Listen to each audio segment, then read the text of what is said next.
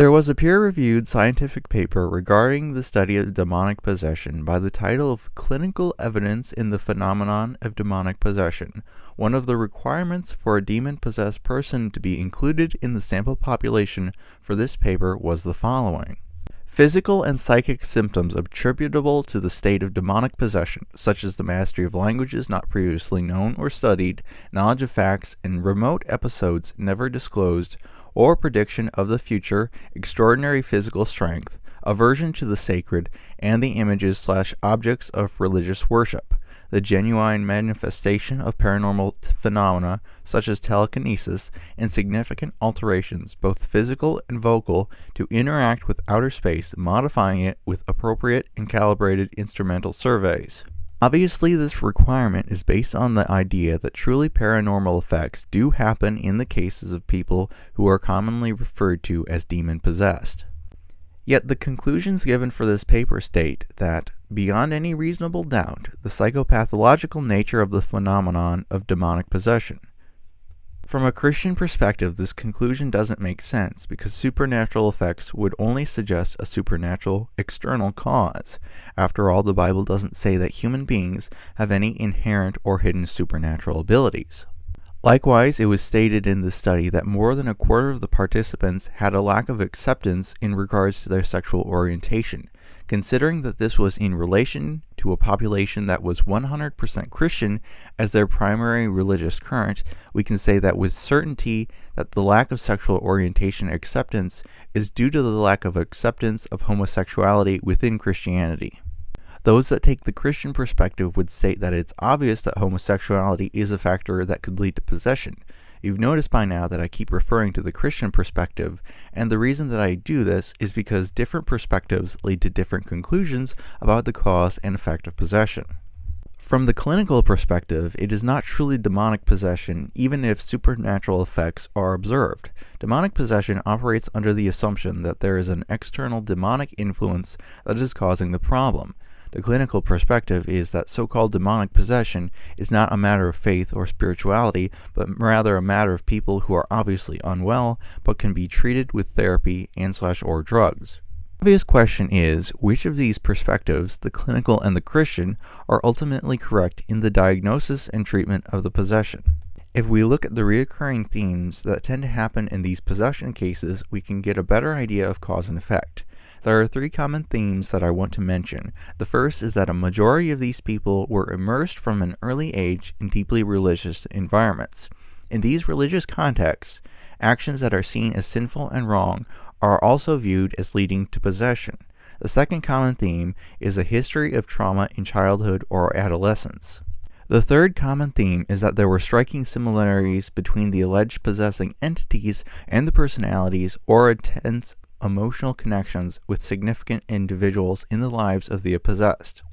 From a Christian perspective, it would not make any sense to have growing up in a religious household to be a common factor in possession cases. It would make more sense for possessions to be prevalent among individuals who were never exposed to Christianity and therefore would be helpless to demonic influence. The history of trauma and the personality similarity parts also point to the clinical perspective as being more likely than the Christian perspective. We have two different scientific papers that suggest that early Christian influence on the person is a common factor that could lead to possession. Full-blown possession is on the extreme end of the spectrum. Many more people believe that they are being influenced by demonic beings to a lesser degree, and this can include what is commonly called demonic oppression. Since the information that I am showing you refers to a practice known as deliverance, I need to define exactly what this is. Deliverance is like a small exorcism that is meant to free someone from demonic influence. It is not like a regular exorcism because any Christian is supposed to have the authority to give someone deliverance.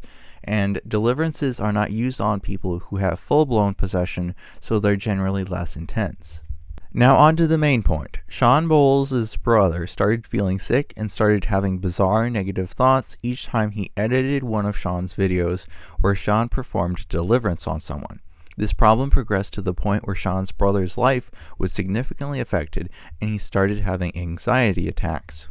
Shawn states that this behavior just happened out of nowhere and that he didn't know what door it came through. What he meant is that demonic influence is allowed to enter your life through some sort of metaphorical opening. Sean is operating under the assumption that some external demonic influence at some unknown point was the cause of this behavior, and the effect was first noticed only when Sean's brother was editing the videos. If we look past this assumption, we can see that the problems were directly caused by the action of watching so many deliverance videos.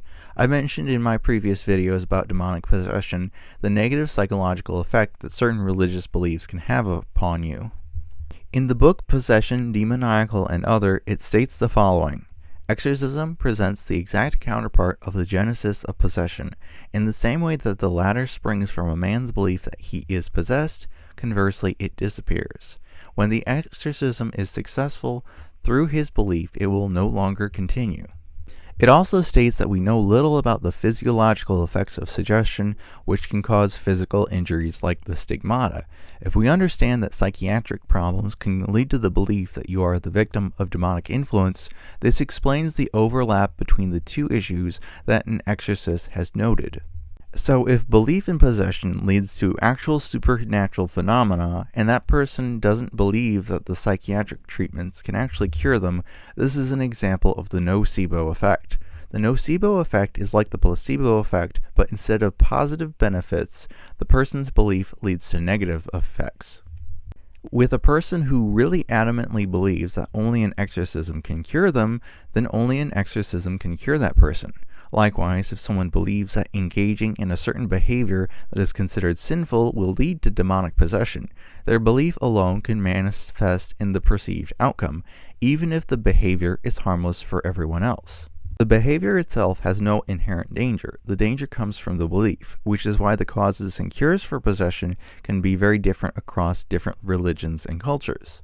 An example of a non-Christian treatment for possession comes from an older case. Hypnosis was used to expel what was thought to be a single demon. As you have already noticed, I will refer to such cases as demonic possession, even if the evidence tells us that demons are not the cause. This case comes back from when hypnosis was being referred to as magico-magnetic treatment. If we go back even further, it was acknowledged even by Christians that non-Christian treatments of demonic possession were successful. This particular example involves a person admitting that an antiquated combination of medicine and astrology that he labels as sorcery is undoubtedly successful. His complaint is not about the effectiveness of this solution, rather that any solution that involves what he refers to as sorcery as being inherently harmful. To him, sorcery is not only wrong from a biblical perspective, but by using sorcery to cure possession is immensely damaging to the soul of the person, because sorcery can only derive its power from the devil. This is very interesting because he is criticizing a fairly ignorant and rudimentary form of medicine on the basis that it's actually sorcery. The reason that Christians today can't really criticize today's science or medicine on the basis that it's actually sorcery is because science today is understood well enough to demonstrate that certain problems have physical causes instead of supernatural ones. We know today that the old Christian belief that every illness is caused by demons has been proven to be false. We can only call something sorcery if mainstream science hasn't gotten to the point that it accepts and understands the phenomena in question. On YouTube, there is a video of an exorcist by the name of Adam Bly that states that demons can't actually heal you. He says that they can take away an injury or malady that they are actively inflicting upon you, but this is obviously different than causing an inarguably positive effect. There is an account of a possession in China that had a demon that showed the human that it was possessing how to heal the sick. This resulted in the sick sometimes being cured instantly and without the use of medicine. It got to the point where the people within the village started bringing their children to be healed by the aid of the demon. It was also stated that many diseases could not be cured by the demon, and that it seemed to be the case that it could only perfectly cure those diseases that were caused by spirits. Discussion about whether evil forces can heal you will prove to be an important point. There have been some scientific experiments that demonstrate that psychic healers can definitely have a positive impact on harm that was done by humans, not demons. So we have lab mice that were wounded, and then the wounds were treated by psychic healers, and the wounds then healed significantly more in the same time than the control mice did. The standard Christian response is that any power that does not come from God has to come from demons or the devil. Therefore, the psychic powers that people have, by necessity, have to be evil in nature. For many Christians, there is no difference between psychic powers and sorcery because of this logic. Logically, either demons are giving people the ability to use magic, and they are willing to let people be healed with this magic, or magic never came from the devil or demons to begin with. Let's go back to the Chinese possession account. This was a demon that apparently had better things to do than being a single person all the time, and the person in question could try to summon the demon, yet the demon didn't always show up. If we take the perspective that the demon wasn't actually an external influence, then we could conclude that there is some sort of limitation being placed upon the manifestation of this man's supernatural power. This would explain why the demon couldn't heal all the diseases all the time. If this limitation was due to subconscious barriers or other causes, we simply don't know.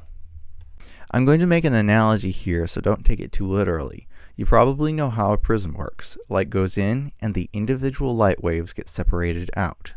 Let's imagine that the human body was the prism in this scenario, and the perfect rainbow of supernatural effects would be produced if there was no limitation.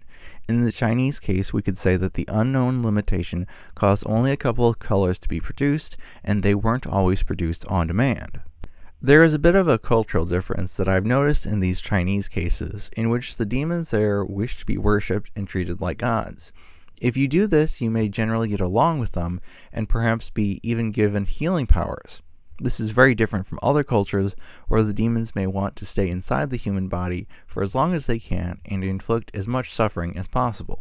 The scientific paper about demon possessions that I mentioned at the beginning of this video has an important fact. 100% of the population sample that were possessed reported that they had extrasensory and/or paranormal experiences from a very young age. The reason that the result resembles possession by an actual fallen angel is due to the influence of Christian beliefs upon the person in question. This is not just limited to Christian beliefs, though. Any belief system that accepts evil spirits or demons as fact can bring about similar results.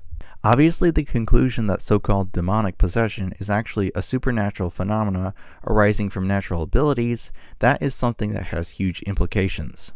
If at least some humans can have significant paranormal powers under their control once they've been brought under an altered state of consciousness, this would suggest that we could potentially tap into these abilities for the good of humanity instead of letting them being unconsciously controlled by religious beliefs and bringing about unnatural suffering as a result.